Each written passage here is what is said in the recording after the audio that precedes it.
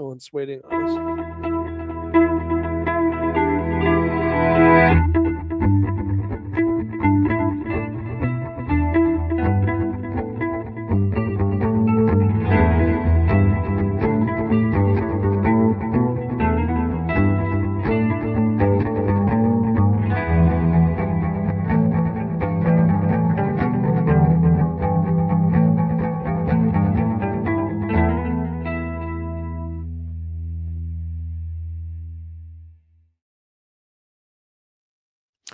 This is the Concealed Carry Podcast, Season 13, Episode 8. And welcome to the Concealed Carry Podcast, part of the concealedcarry.com network, brought to you by HK. Today is a big day. It's actually Tuesday. Normally we're recording on Wednesdays or Thursdays. But today's a special day. Today is Tuesday, February 17th, as of the recording of this episode. And I am your host, Riley Bowman. And this is, well, he's the one and only Jacob Paulson. It's not true. I found many other Jacob Paulsons online. No, there's only one. We're not that common, but there's more than one. Well, there's also more than one Riley Bowman out there. Yeah, that's a fact. Which is kind of interesting. But that's not what we're here to talk about today. Why is today important? Today is, well, it's February 17th, 2026. And on February 17th, on February 17th, 2016, you did a good job. 10 years ago on this date, what did we do, Jacob? We published the first episode of the Concealed Carry Podcast.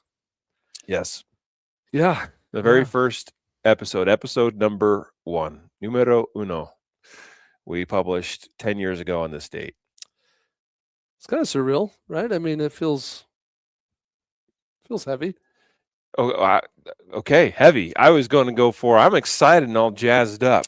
No, I'm feeling you're this a big like letdown. I don't know, like this. I don't know what the right word is. Like it's sitting with me like this. Like, whoa, wait a minute. Like, dang, 10 years. No, it hits you like that for sure. I mean, it's like, yeah. How did 10 years go by so quickly?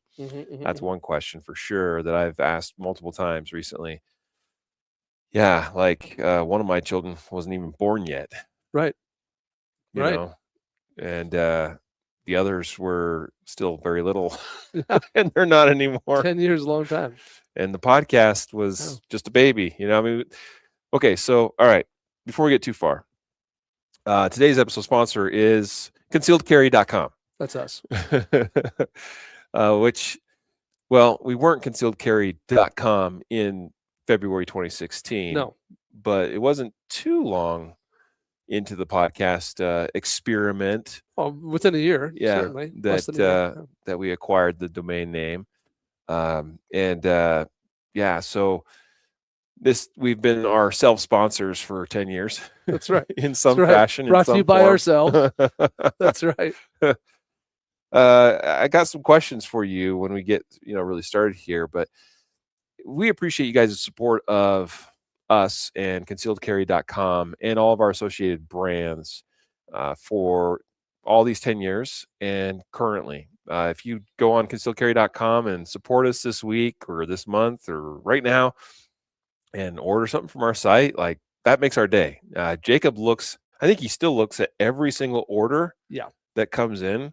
Pretty much. Which is crazy to me. I mean, maybe if I'm traveling or on vacation or something, but on an average work day, I see every order. Yeah, so they come right into his inbox. They come into my inbox too, but mine get auto foldered because I can't deal with all of that. So, but occasionally I will go and look at them. Like, hey, oh wow, look at that. And I'll see names I recognize. Like, thank you, John or James or Sally. I don't know. What are where you're going with this? There's J names that we care about. Yeah, Jacob. But then there was a Sally too. Yeah. No, it's true. Like you start to recognize names, and or you'll recognize trends based on an event we attended or something like that. Or I mean, it's awesome. Yeah. I don't know what's going on with the gray bar across the bottom of our screen today, but just noticed that. Anyway, ignore that, folks. Yeah. It's been a wild ride. Hello, Carlos. Thank you for checking in, saying hello on Facebook. There, actually, so that's a nice comment there. Good afternoon to you as well. So today's a special episode. We've got a lot to cover. There's a lot of things that have been on my mind, that have been on your mind. In fact, we've been thinking for some time now. What do we do for this episode? What do we do for this 10-year anniversary episode? And it's been a struggle because, on the one hand, it was sort of like, well, let's go back over some of our favorite episodes or the most popular episodes or, whatever. And that just, well, here's the reality. You looked at the number this morning, 744 episodes have been published of the Concealed Carry podcast. Well, 744 are still published. Yes. There's some that have been removed or deleted Sure. things like that. So yeah, there's 744 live episodes. Yeah. On the site right now. Yep. That's a lot. Yeah. Quite a few. Yep. I mean, and we could have, if that's what we thought was the best thing to do, we could have gone back and looked for highlights. We certainly could pull statistics and say these are the ones that are most popular and focus on that. But it just, I don't know, like we've done things like that before, but it didn't feel like, I don't know, it didn't feel like the thing to do for this. Yeah. Plus, that's just a lot of work to go through 700 plus episodes. Yeah. And be like, which ones are our favorites? I mean, I think we could just identify some that are, I could do some right now. Stand out in our minds, right? Yeah. But I actually had a question before we get into the meat of this episode. We have kind of something, we talked about what are we going to do. Well, we did plan something kind of special for this episode. We'll get to that here momentarily, but I thought it would be fun to ask some questions, and you're welcome to ask questions of me, but I was going to ask you a question, which is, do you remember how this all started? Yeah, sure. I can play it back. Recount the story for us. So I'm sitting in this little podunk office that we were renting at the time. And it really was a podunk office. It was like a closet. There were two of them. They were connected. It was smaller than like this room we are presently sitting in. Both of them would have fit in this room. Plus, and they were tiny little things. That's okay. Like that's just all I needed. It was just that was the whole company. It was this little crappy office. And Riley came in for one of those meetings, that we had a couple times a week to chat about stuff. And at the time, you were really into photography, and there were some photography podcasts that you were all about. You were like, man, I love this photography podcast. And so you didn't say that out loud, but I just perceived that led up to you walking in and saying, we should do a podcast. And at the time, I think I had listened to a total, cumulative number of 0 podcasts ever. So I was like, whatever. And like podcasts, I've heard of those, but whatever. Like, I don't know that it really is a big deal. And you were pretty persistent. Like, no, I think we should definitely do this podcast and stuff. And I think you offered to create like a mock episode. Like, I'm going to create a mock. And I'm like, okay, yeah, like, sure. Create the mock episode. Like, here's a concept. Yeah. Like, we'll review it together kind of thing. Yeah. So then right in there, and I might be getting the order off a little bit, but right in there, I went to a marketing conference. One that I had gone to, I think I went to this conference 4 or 5 times. But anyway, somewhere in there, I go to this conference, and they're talking about podcasts. Podcasts are a big deal. Now's the time to get on the bandwagon. Soon they'll be like YouTube, but right now they're hot and young, and no one's doing them kind of thing. And I was like, oh, yeah, okay, like Riley may be onto something. So I think I come back from the conference. It's like, okay, let's hear the mock episode. It was terrible. I mean, it sucked so bad. I disagree. I thought it was terrible. It probably really was terrible. I have no memory of it. I wonder if I could dig it up. That'd be hilarious. But part of the reason it was bad is because it was just one man's voice. Like, it was just you talking the whole time to like the universe. Like, there was no back and forth. There was no personality. Like, it was just the Riley show, And I was just making crap up. Like, it's a mock episode. Yeah. So, and I had a background in broadcast media. Though not really on the editorial side, more on the sales and marketing side. But I had some familiarity with that kind of stuff. And so we listened to the mock episode. There was this huge whiteboard on the wall to the right of my desk, and you were on the other side of the desk. And so I'm like, okay, let's like map this out. So we start talking about like segmentation and what we're going to do and like what different segments could be. And then we also start mapping out like the first 5 episodes. Like, I was like, no, what are the first 5 episodes going to be? And so we threw a bunch of ideas down. We started, that's a good one. Or, I don't know if that one's the best, kind of thing. And so that's the origin story as I remember it. Yeah. I was thinking about it as well, and I was just thinking about how this was just a crazy idea at the time. Like it was really a crazy idea. Yeah. I'm like, we should start a podcast. Yeah. And you were like, I really remember his first response was something along the lines of, what? And sort of like, why? Yeah, might have been. Like, where'd you come up with this idea? Kind of like this is insane. Like we got all these other things we got to like do and worry about and focus on. And that's how it actually is a lot of times between the two of us. I'm like, hey, I got this idea. And you're like, why would we do that? Thankfully, you listened to me on this one. I think it's a good thought exercise to ask, why would we do that? You know, it like forces absolutely some proof of concept. But hey, there's asking why and there's asking why. Fair. All right. Yeah. No. So anyway, you know, we did the first one, and the rest is history. I mean, I don't even remember what we talked about in the first episode. I remember the third episode better for whatever reason. Yeah, nobody remembers episode number 2. Okay, you probably. Episode number 2 was pretty lame. So episode number 2 was about smart guns. Oh, that's right. And it was timely because Obama had just announced how he was like wanted to invest some money into smart gun technology, and all. So that was episode 2. Episode 1 was basically about how an attempted citizen's arrest can turn into aggravated assault with a handgun. Yeah. The title is something like, you know, why everyday citizens are getting arrested for, you know, something like that. I guess. Yeah. And then the headline was fantastic. Yeah. It was good. Yeah. And episode number 3 was our first guest on the podcast. Yep. Mm-hmm. There was a retired law enforcement officer. His name is Alex Rogolski, that we, you know, became acquainted with, and he's a good dude and totally well experienced. He's a good shooter. He's a competitor. You know, kind of one particular thing that he focuses on, but we had him on to talk about law enforcement interactions. Like, hey, that's highly relevant to concealed carriers. People wonder like what to do, what not to do when you get pulled over or stopped. Still probably the biggest argument we've ever had in this podcast started in episode 3. And we've rehashed it a few times. We still don't agree. Yeah, I mean, not 100%. I mean, we just have our different approaches, and you know that's a good thing. I think actually. Sure. Yeah. I think that, you know, the disagreement's good. We probably could have more disagreement on the podcast. It would be more controversial, and probably get more downloads. Yeah, probably. Maybe we should yell at each other more or something. Yeah. One of our most popular episodes, I was looking at statistics, was actually about the firearm safety rule that you and I disagreed the most on, or something to that effect. That the title, something like that. I have to go re-listen to it. I don't remember what we disagreed about in some safety rule. I don't even know if I remember exactly the disagreement either. But that's the title of the episode, or something like, you know, the firearm safety rule Riley and Jacob disagreed on, or something. Yeah, I got nothing. I think so. It could have been when we rewrote the Jeff Cooper 4 rules of safety. Maybe we had an argument about how one of those should be worded. One goes first? And I still feel like 2 should be number 1. Because I always like want to start there when I'm explaining things. But too bad. Yeah, that was the disagreement. I think that's what it was. Might have been. So, hey, I mean, guys, I've been popping up folks' well wishes and comments coming in today. Carlos, Christopher, thank you so much, buddy. Elke, Matthew, Brian, Doris, Lone Eagle. I don't know who Lone Eagle is, or Lon Eagle. Eddie and Shano, and Connor Messner. Man, haven't seen your name pop up in a while. Thank you so much, guys.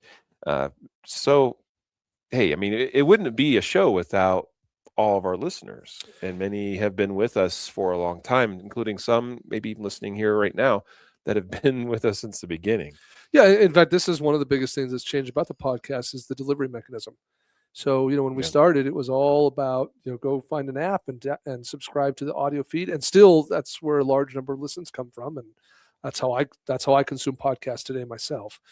But now that we stream them live, and then those live streams are also available as recordings on YouTube and Facebook and stuff, that's a way that people consume.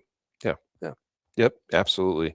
Yeah, I remember. I think it was episode 50 was the first time we recorded video of a podcast episode. Yeah, I remember that one. It wasn't done live. No. But We it was recorded it and then yeah. we published it. Yeah, Campus Carry. We should revisit that episode. Yeah, probably should. Yeah. Yeah. New laws out of, I mean, yeah, some interesting things too. Like Oklahoma's new laws are quite fascinating with Campus Carry.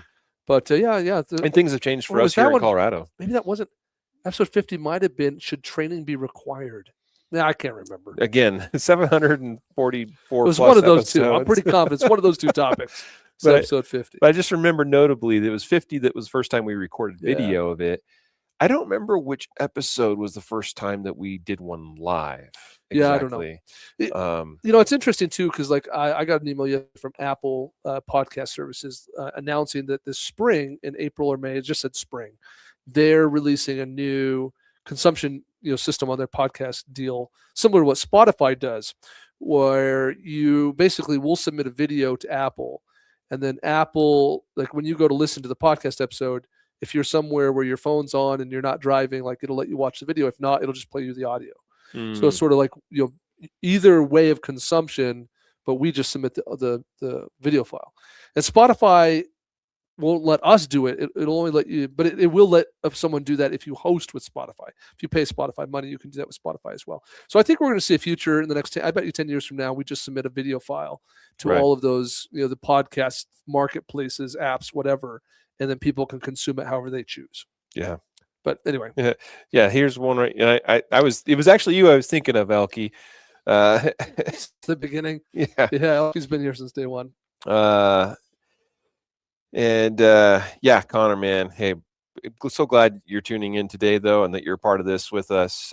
You go way back too, as far as a longtime listener. And Guy, man, haven't heard from Guy in a minute. Hi, Austin, man, what a good day. Yeah. He says, congratulations on a decade of success. Thank you for sharing your experiences and insights. Thank you, Guy, for tuning in today.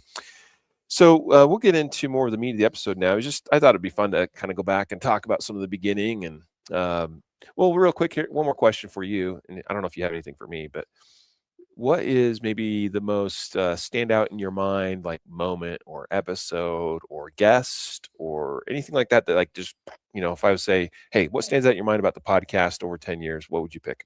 Yeah, I think a moment that was big for me was Kyle Lamb. And I think it was big because we had no business interviewing someone so awesome as Kyle Lamb. Like we were small potatoes relatively in the firearm trainer instructional world, and we just like got lucky with someone who had a personal connection to Kyle, and we got introduced, and he agreed to come on the show, and it was sobering, I guess. Be like, oh my gosh, like this is a guy that I really look up to, and it was kind of one of those like hero moments. You're like, oh my gosh, like freaking Kyle Lamb's on our show, and that was in, I don't know, episode.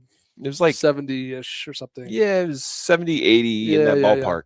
Yeah. So that was a moment that sticks out to me as sort of like this, like the next hyper growth came. It was like, whoa, like that's cool. Yeah. Along with that, I was thinking about how he then had us on his podcast. Yeah. And so that was, that was a standout moment for sure. We've seen a lot of other podcasts come and go, which is not a bad thing, by the way. But I don't think Kyle does his podcast anymore. Not that I recall seeing as of recent. There's been some that, like you said, they're still around. They've been going a long time. One that comes to mind is friends of ours, Mike Seeklander and Rich over there, American Warrior Show. Been doing that a long time, about as long as we have. If not, I don't remember when exactly they started.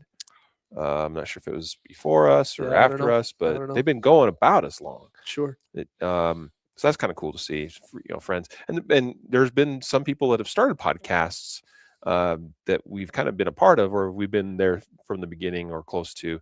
I mean, like Kyle started his podcast partly because we had him on ours, and he's like, I'm thinking about doing this myself. And then we gave him the whole recommendation on like what equipment to get and all that.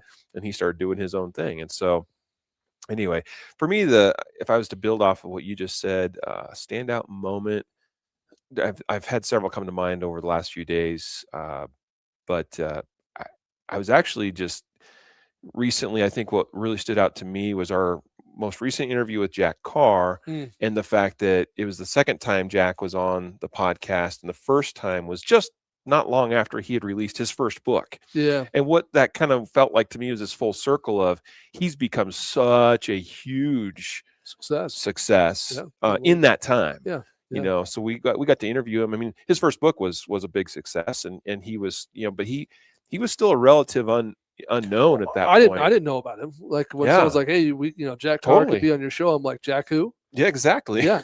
So I'm embarrassed to admit that now, right? Like in hindsight, I'm like, "Oh crap!" Like don't tell anybody, But yeah, at the time I was like, "Oh, okay, some author guy, he was a Navy SEAL." That sounds I mean, it was literally like that. Like someone's like, "Hey, I can get Jack Carr on your podcast." And like, "Oh, okay." And I think I can't remember if I was aware of him. I do feel like, man, it's been too long. I try to make it a rule that anytime we interview somebody on the podcast, I listen to or read their book beforehand. And I don't remember if I had enough heads up on that one that I actually was able to read Terminal List beforehand or not. If I didn't before, I definitely did immediately after, and was like, oh, that's a great book. Sure. No, I've read all his books. Yeah. Yeah, and so it was just a cool kind of come full circle moment with us being apart from sort of his early days as a upcoming new author, and to see all of the success he's had, and then to have him back on the podcast just a few weeks ago, really like a month ago. And so that was really cool to be a part of, and to see and kind of realize that. So that's what stood out in my mind. That's cool. I like that. Yeah. So let's get into the meat, unless you have any questions for me. No, that was good. That was a good chat. Cool. Elke says it was 2015-ish when the American Warriors Society American Warriors beat us show to it by a little bit. Yeah. Good, early thinking on Mike and Rich's part there. Yeah. Because as we have seen a lot of shows come and go, as you mentioned, at the time, I felt like already we were behind the ball because I'd been consuming podcasts for some time. And then, of course, it just blew up even more. Our timing was frankly lucky and blessed. Yeah. Thanks for listening to me. Yeah. Might be like the one good idea I've ever had. There's a couple, but that one sticks out. All righty. So for planning for this special episode today, it's been 10 years. And so we just kind of thought, all right, let's come up with a list of 10 things. What are those 10 things? So the best thing we came up with was, at least this is, my recollection from our conversation. We went our separate ways to do our own planning and figuring on this. So, if I got it slightly wrong, that's my bad. But the idea was to bring to the podcast today 10 things. If we could go back 10 years, and like, what would we tell ourselves of 10 years ago and our listeners? Mm-hmm. Knowing what we know now 10 years later. Yeah. So you came up with 5 things. I came up with 5 things. Yes. And we have no idea what they are. Nope. It's possible they could be the same. That seems possible unlikely. they could be entirely different. Let's hope they are. Otherwise, we don't have 10 things. Yeah. So I'm pulling mine up right now. So let's start with your first one. Okay. So this is how I wrote it down. I wrote down, I undervalued shooting skills, pistol performance. Not only undervalued, but didn't understand the limits of pistol performance due to lack of exposure. So I think, if I go back into 2016 Jacob's brain, I think I didn't understand like how good of shooters people could be. Like I don't think I had enough exposure to like top level performers in the shooting world, whether that would be in military or law enforcement or competitive shooting. Like I don't think I had any real grasp of like how far people could take this as a skill, as a talent, as a performance. And I think that led me to underrating it as a skill, along with other factors. Like I was going back and I was looking at an episode, it's like episode 9 or 10 or something. And I think the title is something like, "Our Marksmanship Skills Overrated?" Yep. And it's a bit of an embarrassing episode today to think about. And in some ways it still has, the concept had some validity. Sure. Yeah. Yeah. And so I don't want to say the whole thing was stupid, but it was born out of a misunderstanding of my own in believing that a person didn't really need to have a significant amount of skill.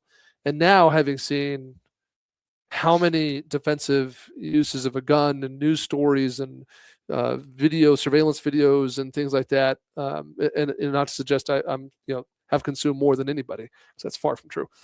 But the amount of information that now is in the Jacob brain makes it clear that more skill is more better.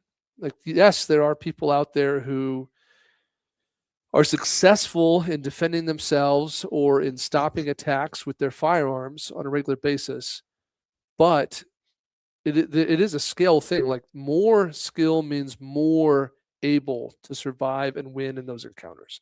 And so we do see people fail and lose in those encounters. And absolutely, that can sometimes be attributed to a lack of preparedness, a lack of capability, whether that's mindset or knowledge or tactics or pistol skills.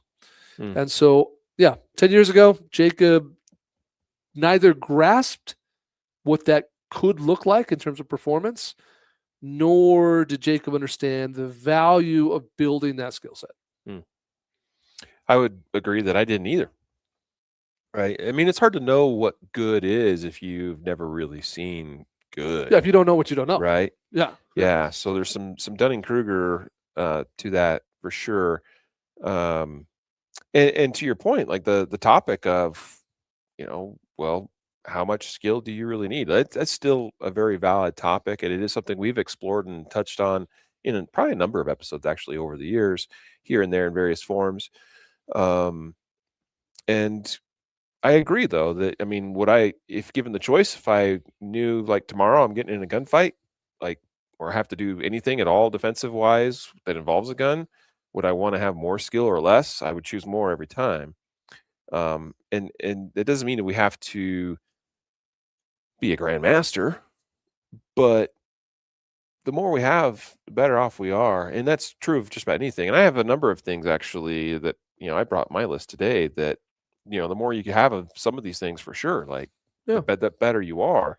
But it's not, but I mean, a lot of it is about exposure. It's about like me not being exposed. And so, like, if you're listening to this and you're wondering how does this help you as a listener or viewer of this material or content, I guess the takeaway might be like, do you have enough exposure to skilled shooters to understand what qualifies as a good standard? Because I think each person can set their own standard, by the way.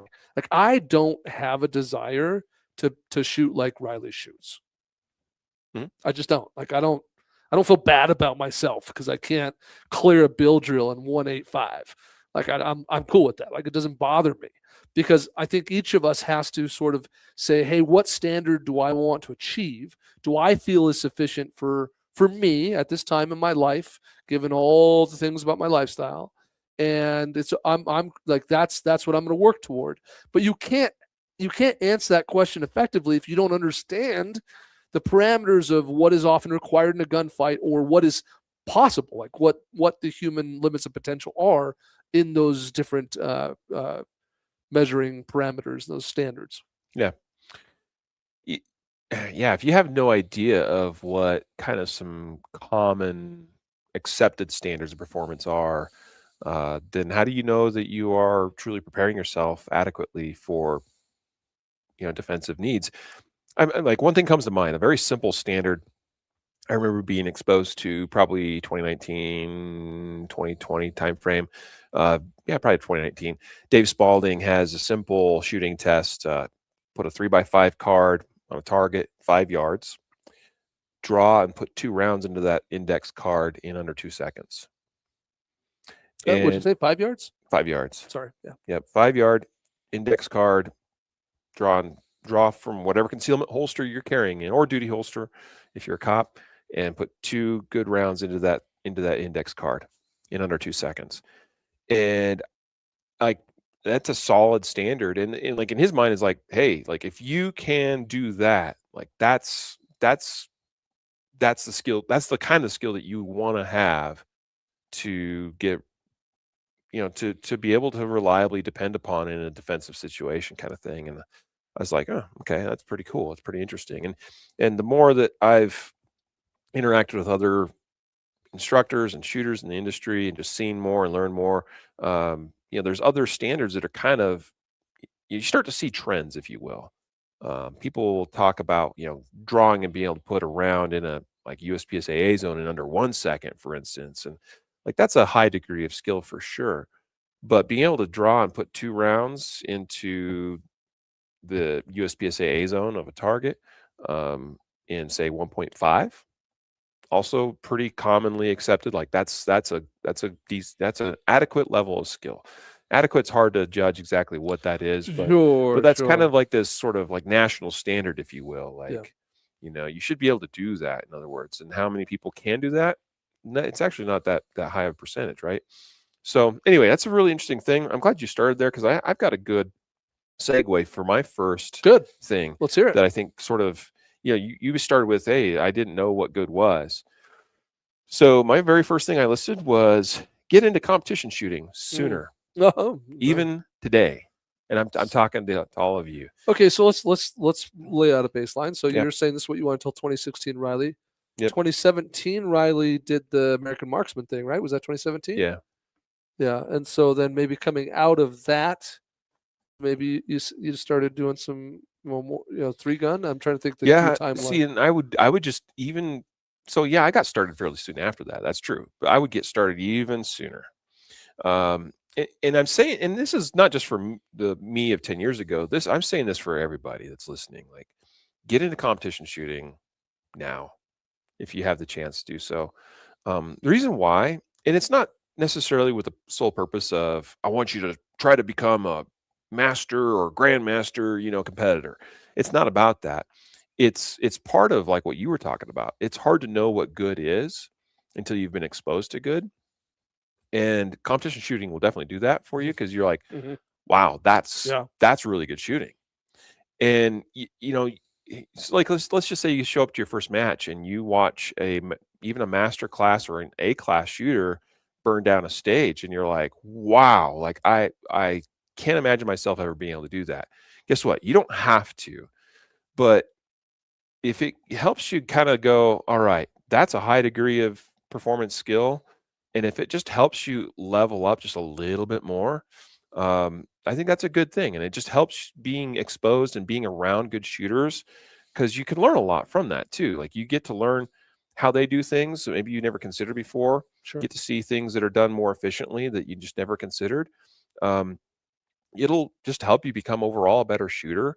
Like, even if you just regularly compete and you're just a middle of the road C class USPSA shooter, like that's still notable and worthy. Yeah. And in fact, if you look at like my own standards that I've created for my training curriculum, my goal is and hope is for shooters to get to essentially a C class level of skill. And I know that like some of my fellow peers in some segments of the training community be like, just C class, Riley? And it's like, what you don't understand is that regular C class competitors are like light years ahead of average gun owners that carry a gun for concealment and stuff like that.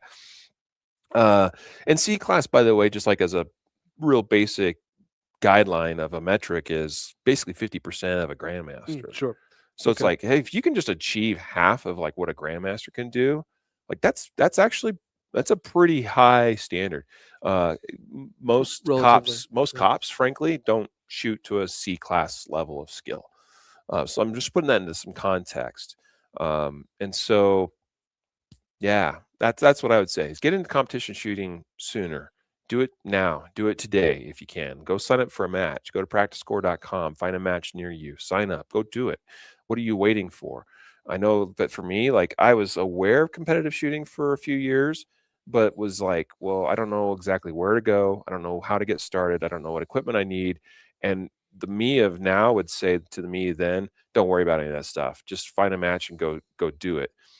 Your local range might advertise a match, but also practicescore.com. Just go to there. It's like that's pretty much what everybody uses to list and post matches and score matches. And it wasn't quite as prevalent in 2016. It's universal now. So just go to practicescore.com, sign up for a match, go do the thing. Sure. I like that. And I think we just talked, for those who want to talk more about this whole competition thing, we just did an episode within the last 10, 20 episodes, kind of talking about the benefits of competitive shooting for defensive shooters. Yeah. I know some people out there be like, but why? Like, I don't want to screw up anything defensively for me. Yeah, And no, it's go like, listen to that episode. We put that on the rest. Yeah. It's just really about helping you become a better shooter, period. Sure. And part of that, and this is what got me really fired up, Jacob, is when I realized that learning those skills helped me internalize them in such a way that I didn't have to think about the shooting while shooting. And that made sense to me then, and it still makes sense to me now, especially so, that hey, if I can free up mental bandwidth from the shooting problem so I can solve the actual problem, because the actual problem is bigger than just the shooting problem, right? Yeah. Then that's a good thing. And that's really what got me started. And of course, I haven't looked back since. Game on. All right, what's your number 2? Here's how I wrote it down. I said how big the knowledge base is, just how much you have to know to be a really good concealed carrier.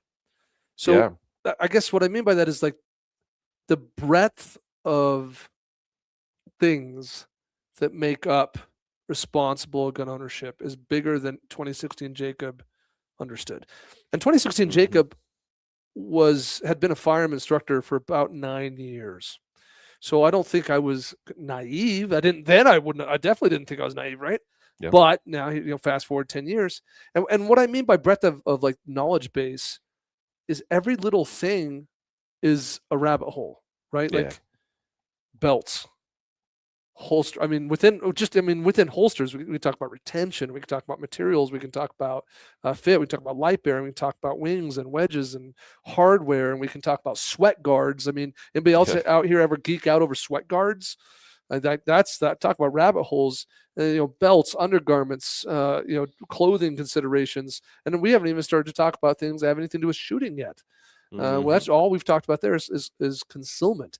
We'll talk about legal stuff like the rabbit holes of, you talked about already our episode about dealing with law enforcement, but calling 911 and legal parameters and what qualifies as self-defense and doesn't, and targets. Have you ever geeked out over targets?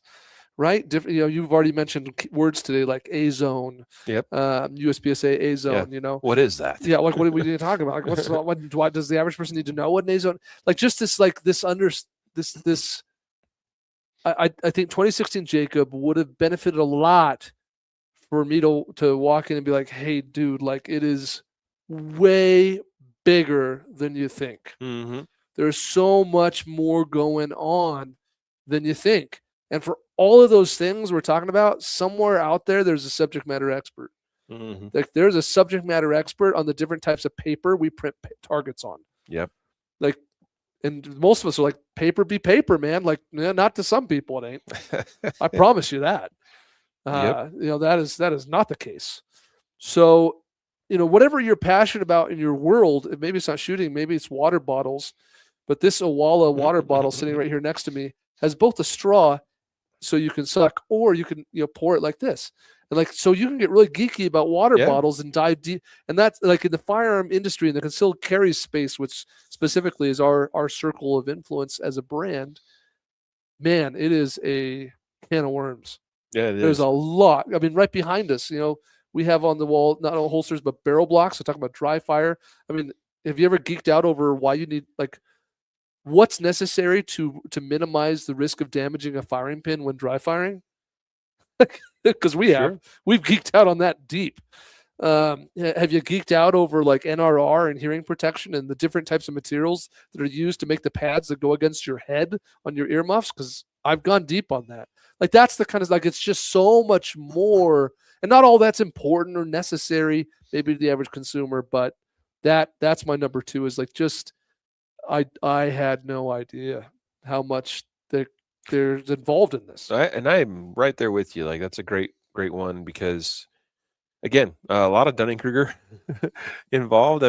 We all struggle with the Dunning-Kruger effect in many aspects of life. Because nobody's an expert on everything, right? So there's always going to be things where we just don't know what we don't know about certain things, certain topics, certain fields of study, whatever. And here, we were a couple of concealed carry focused instructors building a business that was becoming more and more integrated into that, eventually rebranded as concealedcarry.com.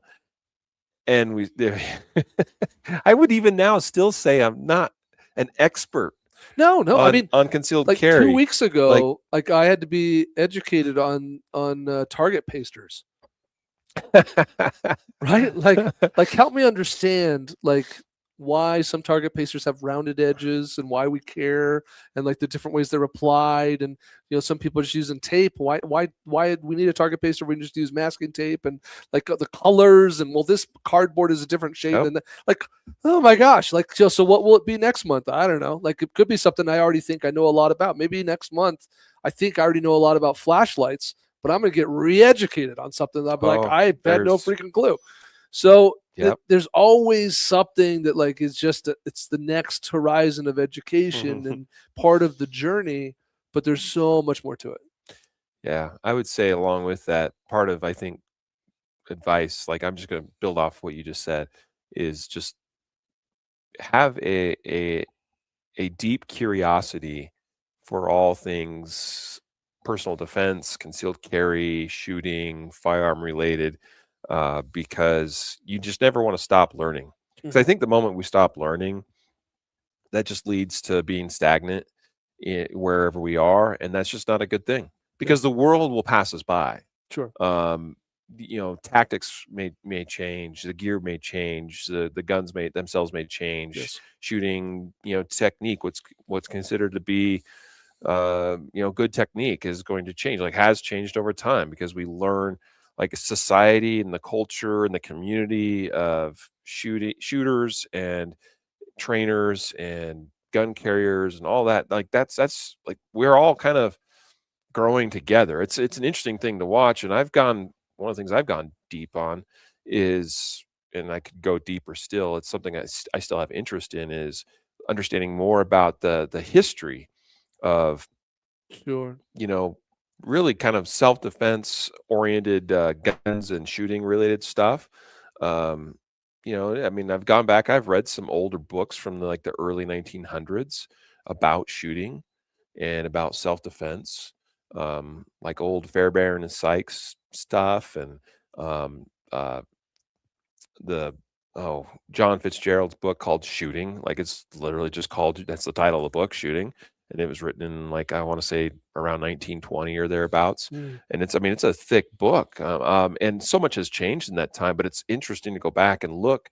Okay, what did these guys understand 100+ years ago compared to what do we understand now? And you can see this progression of sorts. It's not. It's very organic, and it's constantly shifting and moving. And so anyway, all that stuff is changing. Yeah. In other words, the world is changing all the time. But I think for me, the big giveaway or a takeaway for those listening, like what to take from Jacob's number 2 is, you need to be open to new information. Exactly. Like you need to be willing to say, hey, someone just presented information that is either new to me or it contradicts some existing understanding or belief that I have. And I got to be open to say, okay, well, let's hear it out.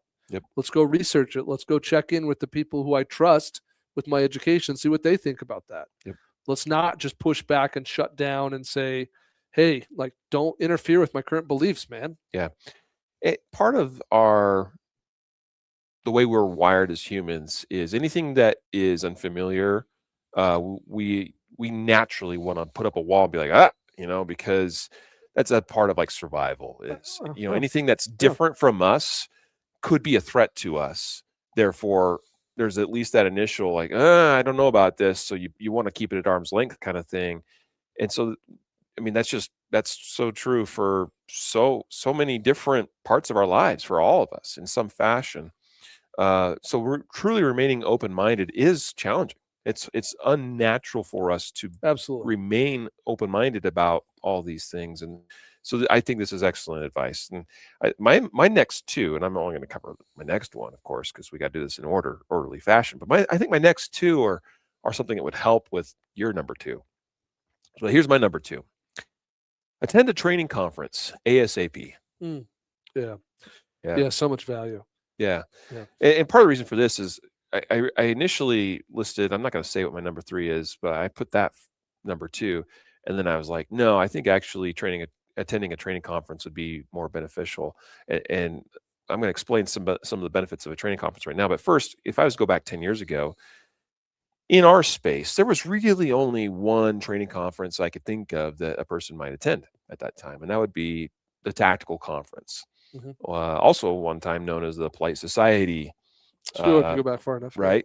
But now what we're referring to is TACCon, as it's more commonly called today, which we'll be headed to here next month, end of next month.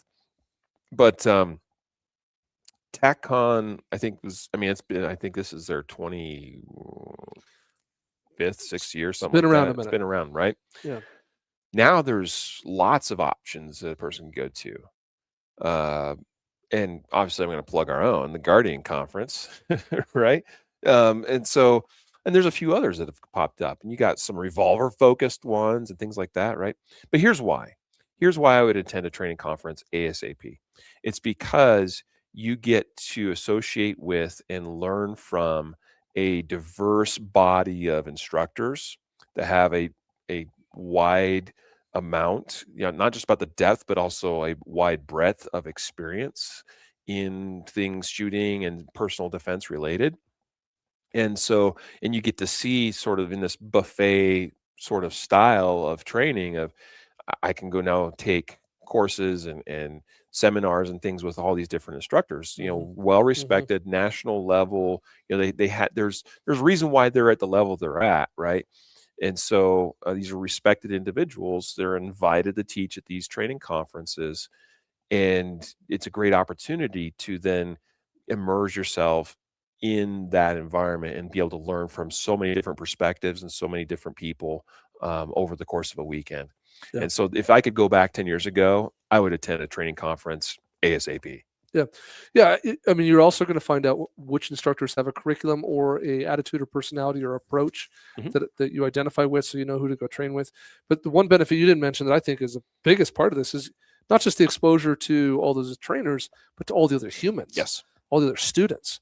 You're going to learn as much from the feedback that other students on the line receive as you will from the feedback you receive. But you're also going to, like we were just talking earlier, like you don't have a sense for like what normal skills are or how skills like that's good. You're going to find out real fast. Like that dude down there at the end of the line, he is crushing it. Like, what is going on here? I suck.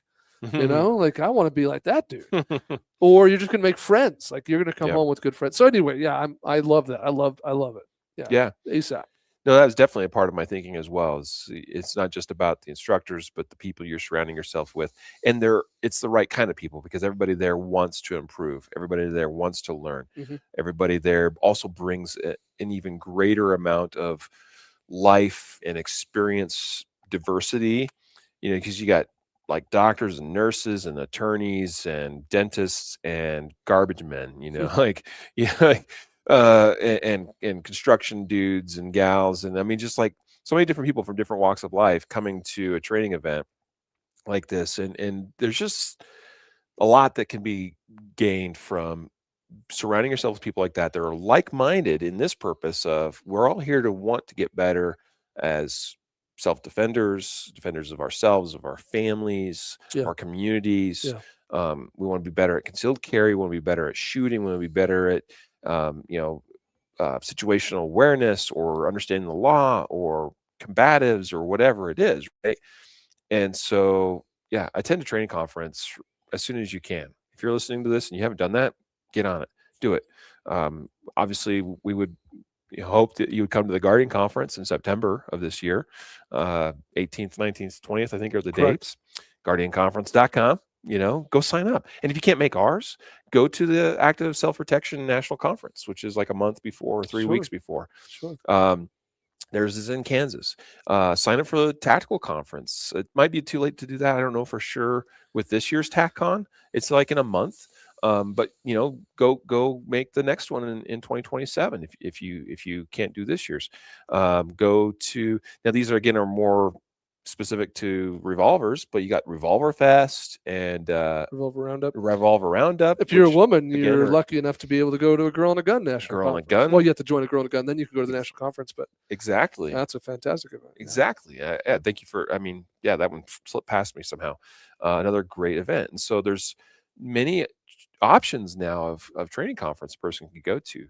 I should say that there were training conferences 10 years ago that were generally focused or only available to law enforcement. Sure. Right. Sure. And if you're in law enforcement and you have the opportunity to attend those, like do that, because some of those are really good as well.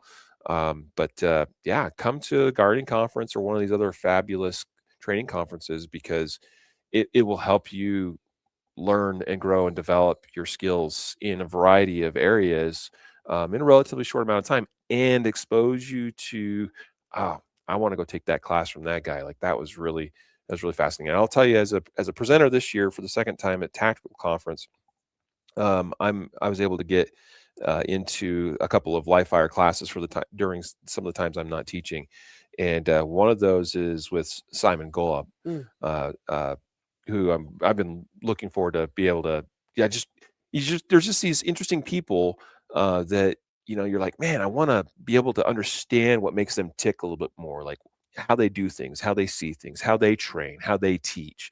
I've been really looking forward to be able to do a class with or take a class with Simon's, and so that I'm thrilled to be able to go to a training conference and do that. Absolutely. So there you go. Yeah, I dig. All right, so we're on to my number 3 that we're at. Yep, you're number 3. So this is a concept I call the bell curve of understanding. I made this up, so that might make it good or bad. But with any given topic, I think if I had understood like how this bell curve normally works, it would have been really valuable. And here's how I describe it. The bell curve of understanding has 3 phases. Phase 1, ignorance leads to false understanding. Phase 2, knowledge leads to dogmatic belief. And phase 3, wisdom leads to a solid foundation with flexible outcomes. So interesting. I'll give you the easiest example, I think, for this audience would be, let's talk about the gun we choose to carry. I think, when you're new to concealed carry, that phase 1 of ignorance is sort of like, well, probably doesn't matter what gun you get. Like people probably spend all this time on, what gun should I buy and what gun should I carry? And the correct answer is probably, it does not matter at all because you're clueless. And that's okay. As long as it works. Yeah, well, okay. Within the parameters of I always have to add that caveat. Suck, but there's a lot of good guns out there. So and then you go into phase 2, which I described as knowledge leads to a dogmatic belief. And in my example that I'm using to illustrate the bell curve of understanding, that tends to look like, well, this one gun's the only gun. Like this is the best gun. This is the gun, man. And then some new gun. It's like, okay, now that's the gun. That's the best gun. Everyone should have that gun or that caliber or this flashlight or whatever the thing is. It doesn't not all about gear, by the way, but I'm using this as an example. Yeah. And then phase 3 of wisdom almost always kind of reverses back to like, well, it starts to matter less. Like wisdom establishes this foundation where you do look at all the guns and you say, okay, well, let's acknowledge that some of these guns are not very good. But those that do meet some like minimum standard of acceptability, then we can look at those and we can judge and say, within this group, it probably doesn't matter very much, but with this caveat, and for this kind of person, maybe that, and so you tend to come out of the dogmatic belief into this world where you're closer, where you actually started, with it being less important, but with you having like this foundation of understanding. Mm-hmm. And so if I had understood that as a concept, if I had understood like that's how most of us go through things, that's how we learn and digest information, and that's the path we take on a personal journey, that would have helped me a lot, I think, because it would have been a lot easier to identify with any given topic, like where am I? Am I in phase 1, 2, or 3 of this? Because if I'm holding this as a very strong dogmatic belief, I'm probably in phase 2. Mm-hmm. I'll give you another example. Yep. Like in the 10 years we've been doing this podcast, I think we could look at like 5 different core ways Jacob grips a gun. Like, we just like, this is Jacob's 2016 grip, and this is Jacob's about 2018, 2019 grip, and we could keep going. But I could look at this and say, well, back in 20, well, we have to go maybe back further than 10 years, but certainly went back to like 2010, 2011, 2012, like how you gripped a gun, I didn't think was that important. And then I get to a point where I think, no, grip is like, it has to be gripped just like this. It's a dogmatic belief that comes from a certain amount of knowledge. And then, maybe I keep changing. Oh, no, now I think this is the way you, oh, no, now this is the grip. This is the dogmatic, like everyone has to grip like this. And I'd like to believe that maybe I'm in phase 3, and there's, I don't know where in phase 3 I might be, but I'd like to believe I've got to a point where it's like, wait, reverse course a little bit and say, there are some things about grip that matter, but there's some flexibility within that might be good for different people. Yep. And so that's what I mean with this bell curve of understanding. Yeah. I wrote an article. It touched on some of those similar concepts a couple of years ago. And even kind of had a little illustration about kind of the role that equipment or gear plays relative to skill, and that was a little more focused on like skill versus gear, but really skill tends to increase as knowledge and experience increases. Generally, not always, but so that was kind of some of my thinking there too. It was exactly that.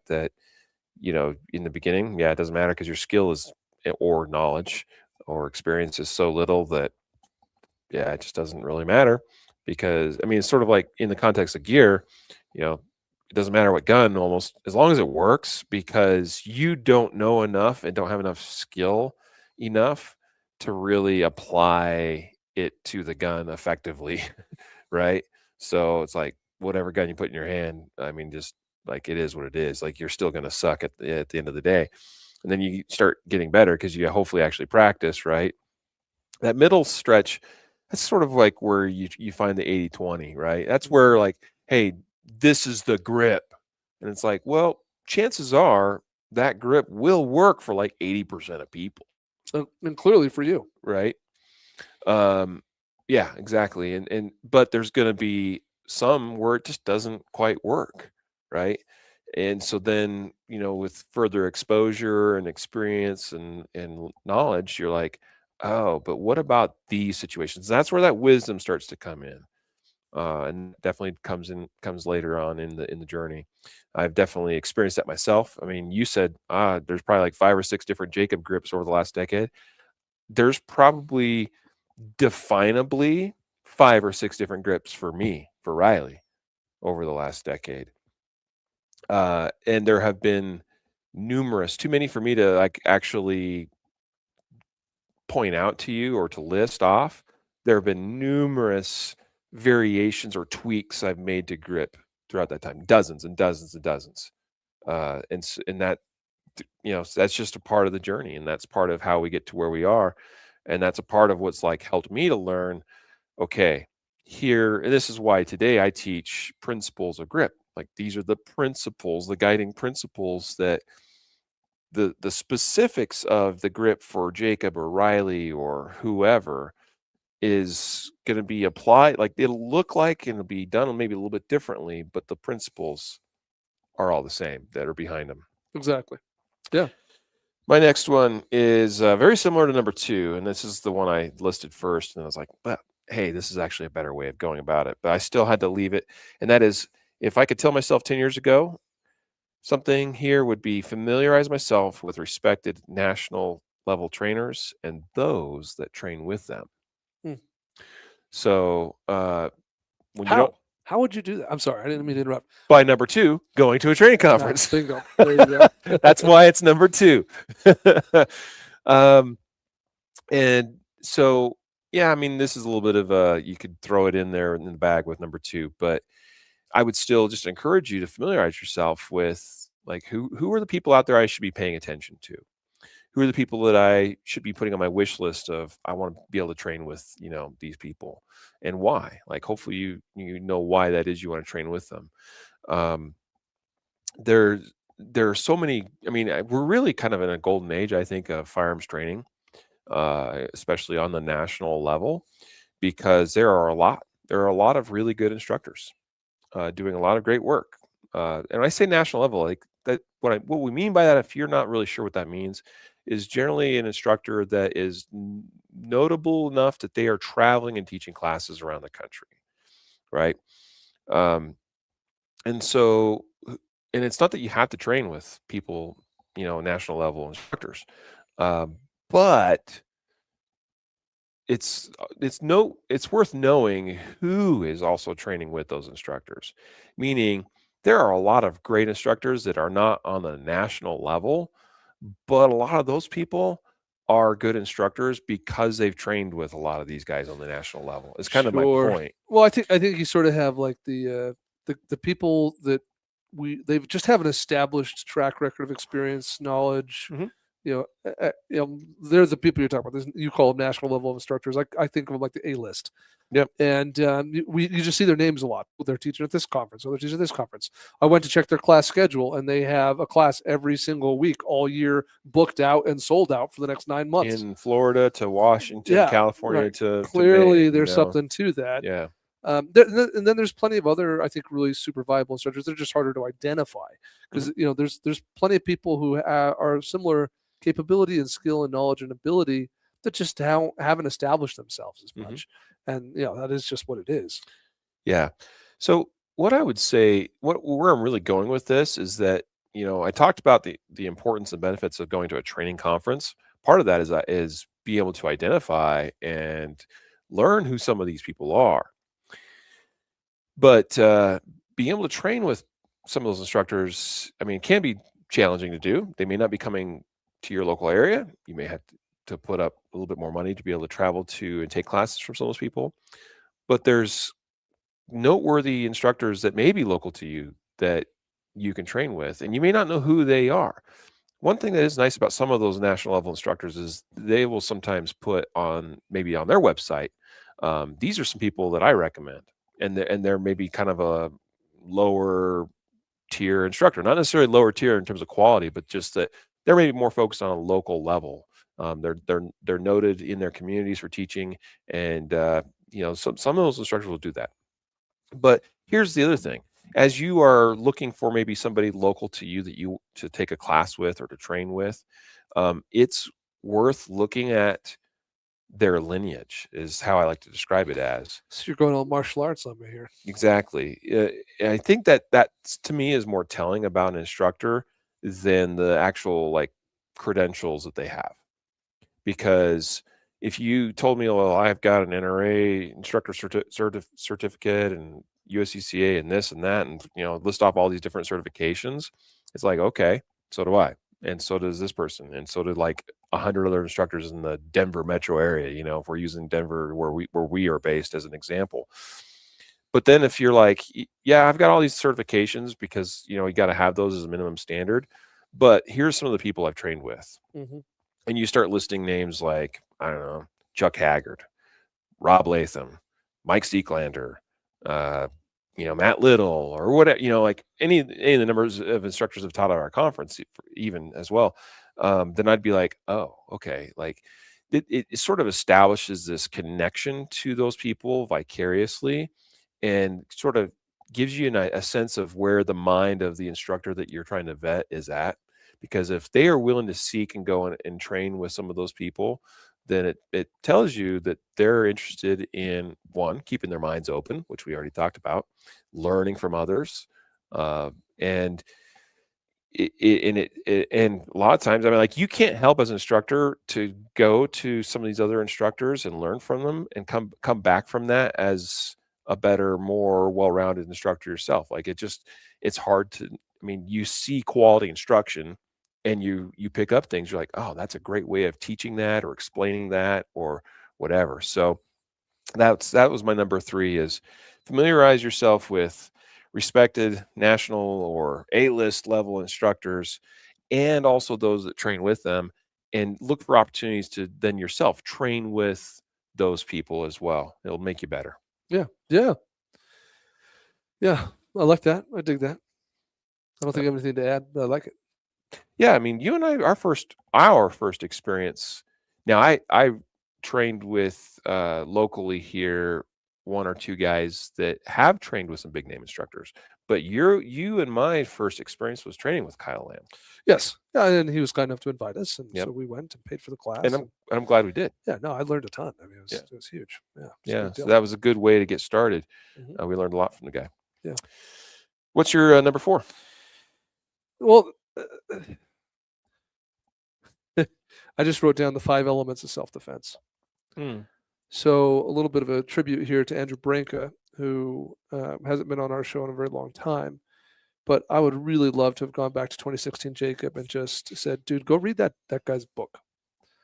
It was a huge shift for me in how I understood and how I could explain self-defense law when I read Andrew's book and started consuming his content. And I think that there's a lot of good people out there who teach self-defense legal things. I think Yeah. Moss has been around forever, and I think he does good stuff too. Asad Ayub. Yep. In case someone's not familiar. Thank you. But there was a shift for me when I read Andrew's book, The Law of Self-Defense, and so I think that if I could go back to 2016, like, dude, just read this book. It addresses the 5 elements of self-defense. For those who aren't familiar, basically what the shift for me was, I went from believing the self-defense law was a highly nuanced thing that varied enormously from state to state, and in a quick read, I found out that's not really true. Like, self-defense laws across America are all pretty dang similar, and they all can really be boiled down to 5 core requirements or elements, or 4 instead of 5, depending on what state you're in. And so understanding those elements is really not only more efficient as a national guy in my industry who's trying to understand the whole country, but more important than efficiency, it allows me to actually digest and understand how the law works and how it applies, how it's interpreted in my own state, way more effectively than reading some justifiable force statutes that are legalese. And so, I mean, that's a huge tip of my hat to Attorney Andrew Branca, who was the first to really help me understand that is a concept. Yeah, it's a big deal. I don't know that I have a whole lot myself to add to that. That's a good advice for sure. It was helpful for me as well reading his book. My number 4. Yep, let's hear it. Study communication and conflict de-escalation. Oh, interesting. Yeah. Isn't it interesting? Like, we haven't really picked any go back 10 years ago and choose this holster versus that holster, or like this is all higher level more thinking. Yeah, for sure. I'm glad that we're of like mind here. I put some examples here. For one, I would recommend reading books like Verbal Judo by George Thompson, Violence of Mind by Varg Freeborn. We're studying the work of guys like William April or others that have worked with them or are that are of a similar reputation, like Chuck Haggard would be a good example. Okay, we've brought him up a couple times already. Understand communication. That's a given. But understand it in the context of de-escalating situations or getting yourself out of a situation without having to use force. And it's really it's an opportunity for you to go and look inward and be like, okay, what am I really willing to get myself involved with physically, including using deadly force? Like, what am I really willing to sacrifice and give up? Where's that line for me? And part of that has to be an exercise in, or at least part of the outcome of that is, what am I going to do to make sure I don't get into situations I don't want to be in the first place, right? Sure. So recognizing threats, recognizing, things that could turn into a threat, and how I can use my language. I can use respectful language. I can use humor. I can use a variety of things to essentially keep things from blowing up out of proportion and turning into something way bigger than it should be.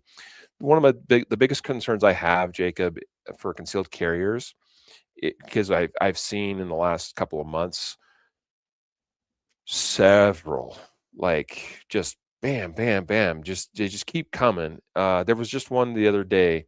I saw a report here locally in Colorado of a road rage incident where shots were fired. Yeah, 3 days ago. Yeah. Right. Yeah. And it happens and that's just local to us here. It happens all the time, all across the country. And I know that by and large, statistically, concealed carriers are law-abiding folk and they don't get in trouble, right?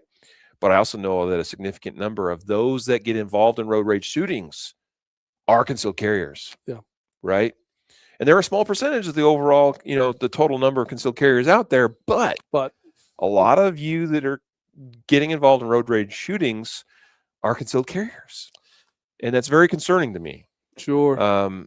And so what that tells me is people have not studied or learned well enough yet communication, how to talk to people, and de-escalation. Yeah. As you were talking about, I was thinking that, with any skill, and I think this is a skill, you have people that take more naturally to it, and then people for whom it's a bigger challenge and it takes more study and work to arrive at a similar capability. And that's certainly true with this. Like, emotional IQ is a thing that comes more naturally to some people than others, like the ability to read people, to understand how they're feeling, to know what words will calm them down or de-escalate a situation. Like, those are things that just come naturally to some people. And you may be one of the people listening to this thinking, yeah, no, actually, like, that comes really naturally, man. I've always really been good at that. And you probably like are in a position of leadership or management in your job, if that's the case. But no matter where you're at on any of these things, studying and working through them will improve, whether that means that it's a challenge for you, it's a weakness, and you need to add some capability in this arena. Or if you're like, no, this comes really naturally, cool, then a little bit of study and reading and education on this topic will probably make you a superstar. And that would be really good. Yeah. So anyway, I know that's more of an anecdote that applies to any of these things, but that's what it made me think of. Yeah, for sure. Yeah. So, I mean, we spent a lot of time talking about the use of force. I mean, your last example was basically use of force related. Yeah. Yeah. We talk about the gun and use of the gun and being able to shoot good and all those things, but we want to never have to do it if we can help it, right? That's right. So let's learn the skills that keep us out of trouble in the first place. Yeah. I mean, good communication goes a long ways, and that's not even just about self-defense. Like, it goes a long ways in all aspects of life. Things. Yeah. All right, your final one. All right, this one has the most words, so I'll just going to read it and then I'll explain. An appreciation of the reality of the average listener or CCWer. Because we do this for a living. Yeah. All day, every day, talking to other professionals, going to training events, trade shows, diving deep into the topic. Compared to someone who has other hobbies, family, work, etc., how far can the initial motive drive you into the journey? And then what is required to continue, and what is realistic to expect of that person? So this is something that I think I'm always learning and growing and understanding better. But I would love to take this and go shove it into 2016 Jacob for sure, because it changes the way I think of myself as an educator in this space, whether that's through the hi, Ivan, whether that's through greetings from Norway, whether that's through the podcast here that we're on right now, or that's through an article I write, or that's an event, or even the products that we develop and put out to the community, whether those are educational products or physical goods. Trying to understand the perspective of the consumer, of the people who are listening to my voice right now, that's really important to me. And so I can best do my job to help those people, to support those people through all those means. Our mission as a company is to empower those people, both with knowledge and with good gear. And so, yes, like in 10 years, man, like my perspective of that consumer group has changed enormously. Yeah. And, to hear someone who says they've been listening to this podcast for 10 years is frankly shocking, because I shouldn't say shocking. I should just say that's a person who has taken this beyond a normal level. It's true. That's true. It's true. Like the average American gun owner who says, I care about defending myself. There's some driving motive that says, hey, I want to get a concealed carry permit. I think I'm going to carry around a gun. And that driving motive comes in different degrees of strength and power. Right. So maybe like if you just lost your brother, that's probably a pretty significant motivating factor. But if you're like, there was a school shooting on the other side of the country from me and that kind of freaked me out, that's a different level of motive. But whatever that motive is, it drives you only so far. And then you kind of at some point that the gas runs out in the car and you have to decide which path you're going to take. And for some, you've gotten to a point where it's become more than this. It's become a hobby. It's become part of your identity. This is part of who you are now. You're a gun guy or a gun gal, and you go to classes and you get really good at this. Or you're a competitor now. You compete USPSA, and part of your social framework of your identity is tied to this somehow. What part of what I go to the club match every week at my club, or whatever the thing is. Yeah. But for the average gun owner, I think that they tend to take a different path, where they say, well, I've hit the point, where I'm satisfied with my journey and I'm out. And they probably keep carrying a gun and stuff like that, but they don't continue to consume this information and stuff like that. So anyway, I would love to go back to 2016 Jacob and say, dude, like, understand your consumer, like, understand the demographic. This is what you're dealing with. This is who you're talking to. Yeah. Those are excellent thoughts. And yeah, I'm with you there. We're over an hour, but I kind of thought this would go a little bit longer. Well, this is my final one here. Let's hear it. It's fairly straightforward and simple. And this is the only one out of the 5 that I identified as being more of a gear-related choice. And that is, get training with and carry pepper spray. Yeah, so 2016 Riley was not rocking with some pepper spray. I had one on my duty belt as a part-time, volunteer cop. Yeah, I don't think I started carrying pepper spray until 2020. Yeah, probably similar for me. So, yeah, and again, it's sort of in the early days where we were very focused on, gun-related stuff and like the use of the gun and use of force.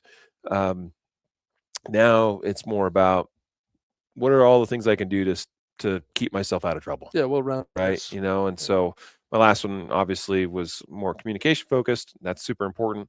Now this one's like, well, what are some other options available to me besides the gun? And so that's the pepper spray. That's like that last ditch effort, assuming it's time is not of the essence. Like you have some time, in other words, to actually go to another option. Pepper spray is where it's at. And it's readily available in almost all jurisdictions. There are a few where it's a little bit difficult, but it's a good thing to have. If you can have it, I highly recommend that you have it and get some training with it and understand how to use it properly.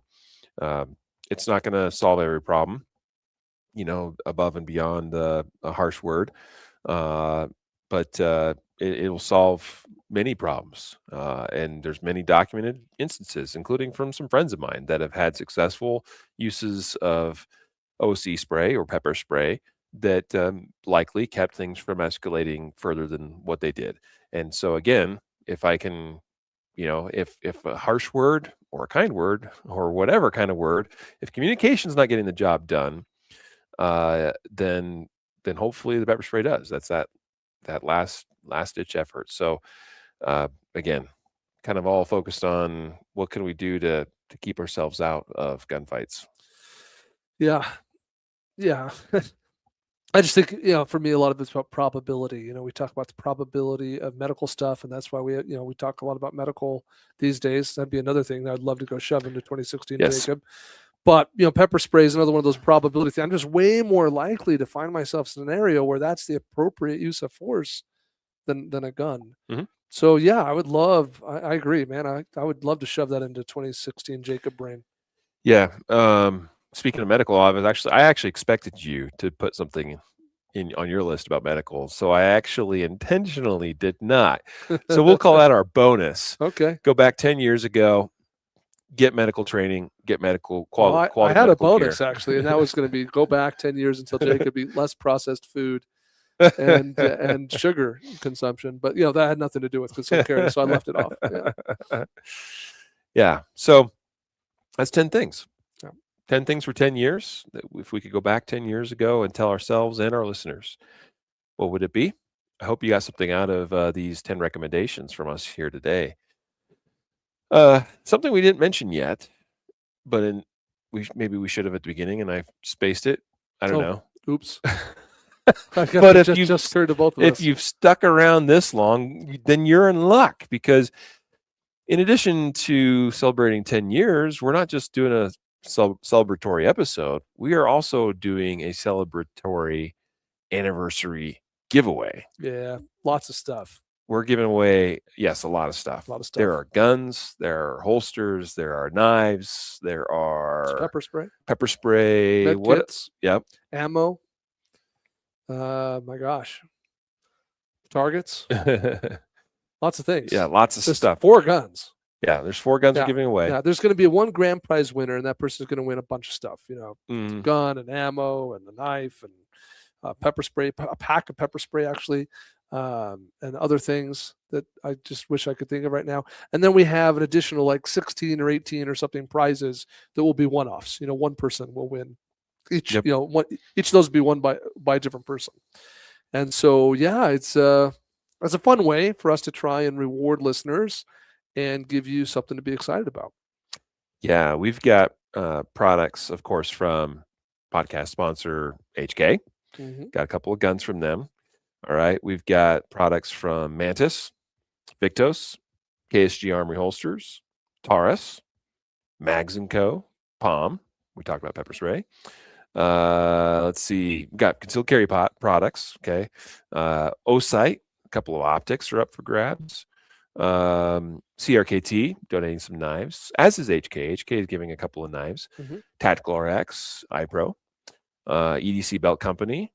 That logo is Mountain Man Medical, of course. We talked about that. It's my favorite logo. Yeah, and Throom's involved as well. So, yeah, we can't list all the stuff because there's too much stuff. Yeah, a lot of things.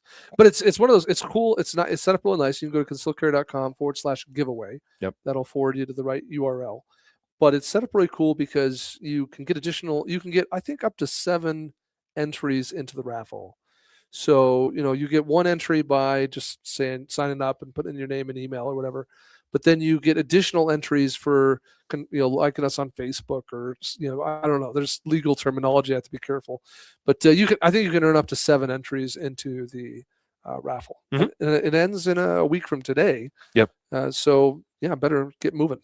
Yeah, and we'll announce winners on the podcast next week. Next week. Yeah, we'll do it. We'll do it. Yeah. So giveaway. 10-year anniversary giveaway. Thank you for being a part of this journey with us. Thank you for coming along for the ride. Thank you for being here today. We've had quite a few of you. It's been the most active chat we've seen in a while, so that's super cool. Thank you, everyone who commented and shared. I know I didn't, reference every single comment that came in. There were many wonderful ones, including some good ideas from some of you as well. Commenting on some of the topics we talked about here today. But make sure you sign up for the giveaway. concealedcarry.com/giveaway. So that you're part of that. You have the opportunity to win some guns and knives and other cool, awesome, great gear. Yeah. So how many total winners again? I think there's 1 grand prize and I think 16 additional winners. That sounds about right. I was thinking it was around 15 total, but anyway, something like that. But a bunch of opportunities to win some cool stuff. So again, sign up concealedcarry.com/giveaway. Guys, make sure you head over to concealedcarry.com and check things out there. I mean, we've had some great updates to the site recently. Yes. The search tool at the top of the page is, I think, probably the biggest improvement to the site that's been made in quite some time, actually. Much easier to navigate the online store as well, as far as the filtering by, what gun you have if you're looking for a holster, or filtering by, your footprint if you're looking for an optic, or anyway, just generally shopping is a lot easier as well. And we've added a lot of new products recently too. We're really trying to beef that up. Yep. So thank you so much for your support, guys, especially these last 10 years of the podcast. We couldn't do it without you. We appreciate your liking and subscribing and following and sharing and all that of Concealed Carry podcast related stuff, but also all the things concealedcarry.com related. And appreciate you guys following and supporting us on social media and all the sites and things. And so, final words, Jacob. Anything else you want to throw out there? I'll just add the same thank you. We're very grateful. As a marketing effort as a company, this podcast is arguably not worth it. If it is worth it, we really don't know. We have no way of measuring. But I can tell you is that logistically, operationally, this podcast is a big pain in the neck.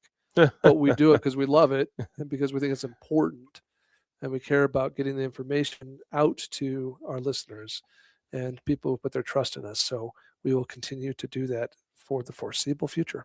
Yeah.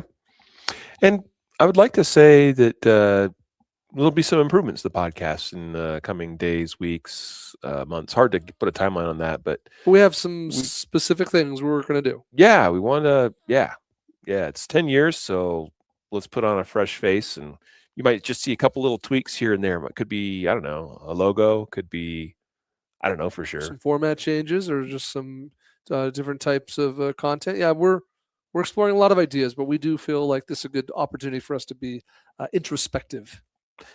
If you got any ideas for us, by the way, anything you want to ask us about or suggest or send our way, hit us up at our email line, podcast@concealedcarry.com.